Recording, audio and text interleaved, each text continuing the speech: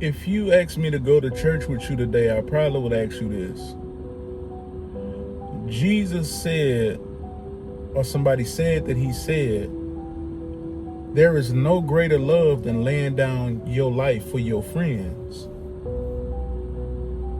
But how can you lay down your life for your friends if Jesus is supposed to be dying for sinners, right? If you are a sinner, then you are God's enemy.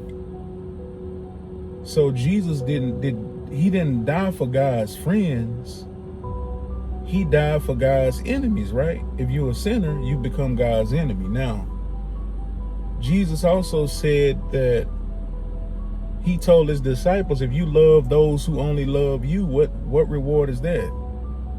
So I would say if Jesus only died for people who would love him or who would believe in him, what benefit is that?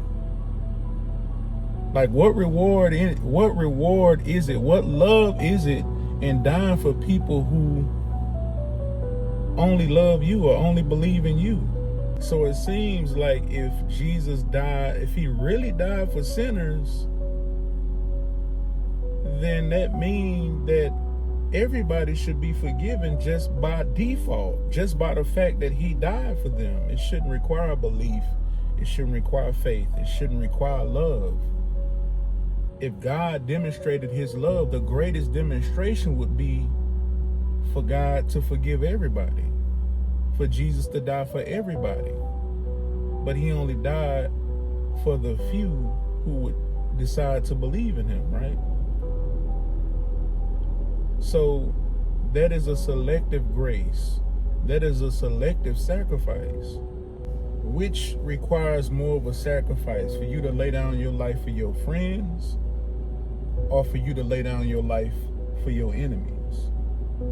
You can't be my friend and be my enemy. So they gotta get the story straight.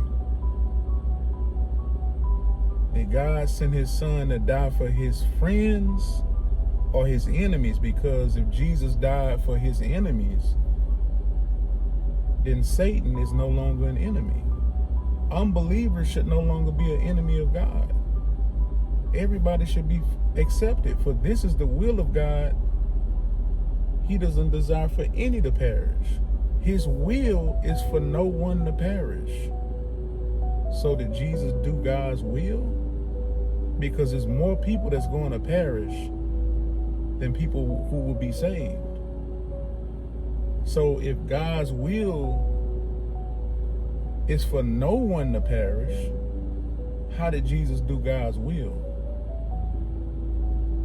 If more people will perish, then, there are more who will perish than who will not perish. So did Jesus fulfill his Father's will? Is what we should be asking.